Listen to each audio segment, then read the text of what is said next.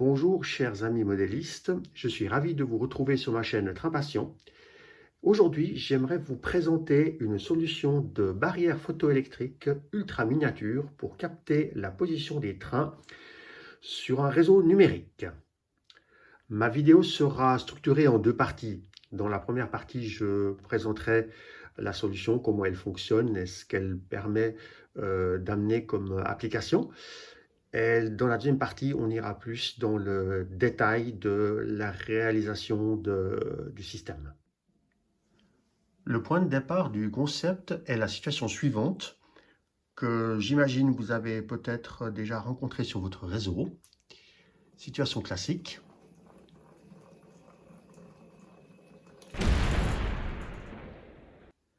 Bon, bah, vous me direz, il n'y a qu'à faire attention et regarder où on va avec son train. Oui, vous avez raison, mais sur un réseau d'une certaine taille, on n'est parfois pas juste à côté de la voie où l'on manœuvre. Et il peut même y avoir des voies de manœuvre cachées, pourquoi pas. Alors, comme nous sommes en digital, vous me direz que la solution peut être relativement simple. Il suffirait d'équiper l'extrémité de la voie ici d'un contact de rétro-signalisation du même type que celui qu'on utilise ailleurs. Mais là, en l'occurrence, j'utilise des contacts magnétiques de type hybride. Et ça voudrait dire que chacun des wagons devrait être équipé à son tour d'un contact magnétique. Et chacun de ces wagons interagirait ensuite avec les autres contacts sur le réseau. Alors, j'utilise iTrain pour le pilotage, mais ce paramétrage rendrait le tout extrêmement complexe. Raison pour laquelle j'ai cherché une solution alternative qui permette de capter la fin du convoi en s'affranchissant de devoir utiliser des aimants sur tous les véhicules. Bien entendu, des logiciels comme iTrain gèrent normalement les longueurs des convois par rapport à l'emplacement ou la longueur de la section sur laquelle ils se trouvent. Mais il y a aussi la situation où on a des trains qui sont décomposés, des manœuvres qui se font juste avec un wagon, le temps de recomposer par exemple un autre convoi. Et de ce fait-là, on n'a pas toujours la bonne longueur qui est connue et prédéfinie dans le logiciel. Alors il existe bien sûr la solution de la barrière classique avec un émetteur d'un côté et un récepteur de l'autre, comme ça à cheval sur la voie. Le souci qu'on a en N, c'est la taille de ces solutions. Il y a, sauf erreur, la marque Bosch qui en fabrique exprès pour les trains miniatures, mais ça reste assez grossier pour du N, sans parler des solutions industrielles qui, elles, ne trouveraient leur place que dans des endroits cachés de votre réseau. Alors j'ai fait quelques recherches et j'ai trouvé ce genre de petits capteurs optiques. Ce sont des capteurs à réflexion. Alors, ça marche de la façon suivante. D'un côté, vous avez un petit émetteur infrarouge. De l'autre côté, vous avez le capteur. Donc, quand quelque chose vient par-dessus, il y a une réflexion du rayon et le système donne un signal. Je me dis, ah super, mais ça permet de répondre à nos besoins, puisque à ce moment-là, dès qu'un véhicule passe par-dessus, il va provoquer le déclenchement et on pourra à ce moment-là gérer l'arrêt du train. Voilà, j'essaye de filmer avec un angle particulièrement plat pour vous montrer à quel point ce capteur est discret. Donc, je rappelle qu'on est dans du N et la voix, c'est du PECO code 55, donc un profil très réduit. Et malgré ça, le capteur dépasse à peine. C'est vraiment un gabarit idéal pour nos applications. Alors voilà, on y va pour la démonstration. D'abord, je vais reculer à faible vitesse pour que vous puissiez voir le mouvement en détail.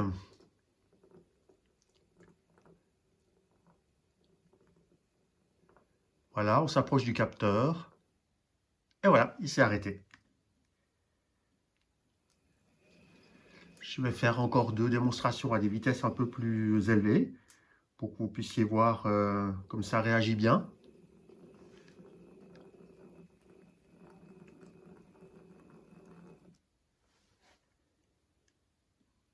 Voilà, et faisons encore un troisième essai, un peu plus vite.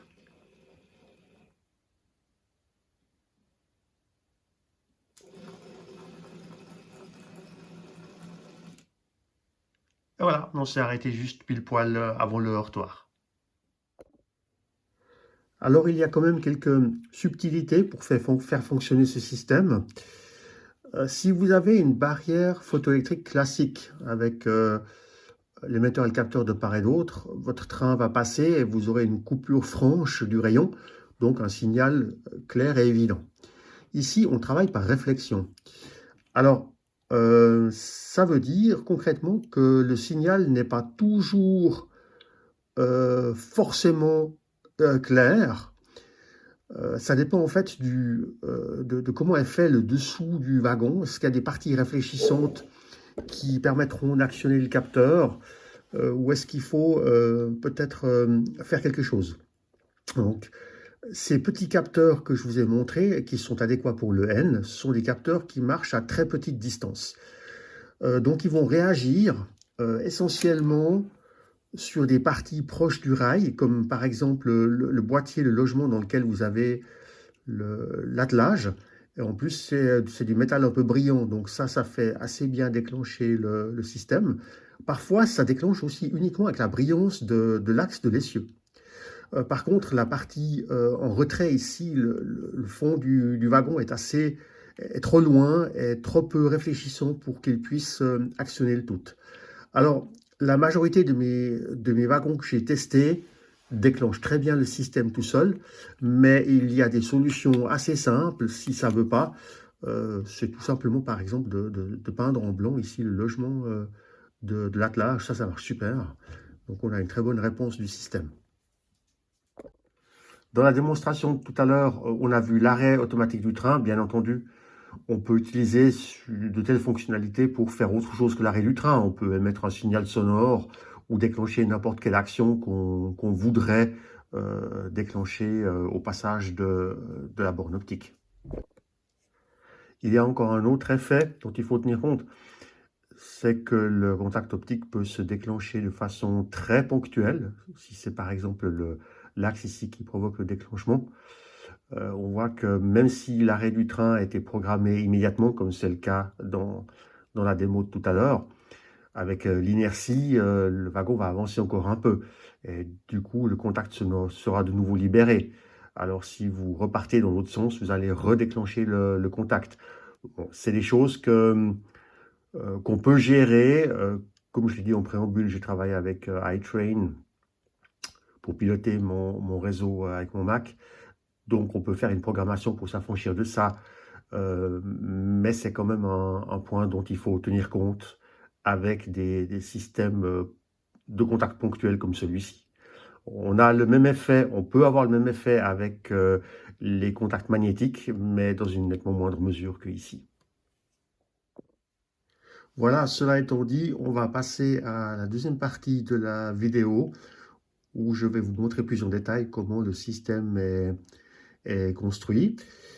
Alors, s'il y a des amateurs de HO qui regardent la vidéo, avec ce genre de capteurs qui sont prévus pour fonctionner qu'à très très courte distance, ce genre de modèle n'irait pas pour du HO. Il faudrait trouver un capteur optique à plus longue distance. Ça doit certainement exister. Mais il faut savoir que là, la distance sur ce modèle-là est particulièrement réduite, donc il ne serait pas adéquat pour de plus grandes échelles. Voici donc le schéma du circuit tel que je l'ai monté pour la démonstration que nous avons vue précédemment. Si vous souhaitez, vous pourrez télécharger ce schéma. J'ai mis le lien dans la description de la vidéo. Le capteur optique que j'ai utilisé est un QRE 1113. Vous trouverez très facilement les datasheets sur le web avec tous les détails les paramètres du circuit. Ce capteur est divisé en deux parties. Nous avons d'un côté la partie émettrice, une diode infrarouge, et de l'autre côté, nous avons le phototransistor, le récepteur, qui lui sera interfacé avec le module S88. En ce qui concerne l'alimentation, moi j'utilise une alimentation classique de type 16 volts alternatif. C'est l'alimentation que j'utilise pour mes accessoires et pour alimenter les différents modules digitaux aussi. C'est donc une bonne référence. Je pense que la majorité des réseaux ont une telle alimentation à disposition. La diode émettrice, la diode infrarouge, elle ne peut évidemment pas être alimentée directement en 16 volts, raison pour laquelle on y placera une résistance en série. Là, je l'ai dimensionné à 820 ohms, ce qui permet d'avoir un bon fonctionnement tel que nous avons pu le voir. L'émetteur ici peut fonctionner à des intensités variables, ça dépend de la sensibilité qu'on veut obtenir, donc il y a possibilité d'ajuster cette valeur plus ou moins. La diode ici émettrice ne peut pas non plus supporter le 16 volts en tension inverse, raison pour laquelle j'y ai posé en tête bêche une diode classique de type 1N4148. C'est quelque chose de très simple. Si vous savez tenir un fer à souder et que vous avez déjà eu l'occasion de manipuler une diode et une résistance, je pense que c'est plus ou moins à la portée de tout le monde.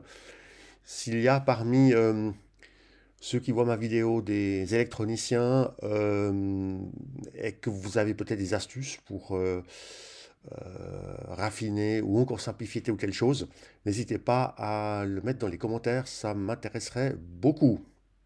Pour ce qui est du phototransistor, alors ce côté est câblé de façon très simple avec le module S88. Mais attention, ceci est uniquement possible avec ce type particulier de module de Lifinski parce que ce module-là utilise en interne une tension logique de 5 volts, donc on a très peu de courant qui circule et un branchement direct est possible avec le phototransistor tout en respectant une certaine polarité. Mais ce n'est pas forcément possible de brancher n'importe quel module S88 de cette façon-là. Il faut voir comment il fonctionne et avec quelle tension il fonctionne. Le cas échéant, ça nécessiterait une adaptation du circuit pour convenir à d'autres modules. Alors, en conclusion, voici une solution très simple et assez avantageuse. On va parler de 2 ou 3 euros pour réaliser une barrière photoélectrique ultra discrète pour vos réseaux N. Voilà, j'espère que cette vidéo vous aura plu. Si c'est le cas, n'hésitez pas à vous abonner à ma chaîne, ce qui me ferait le plus grand plaisir. Et je vous dis à tout bientôt. Ciao, ciao.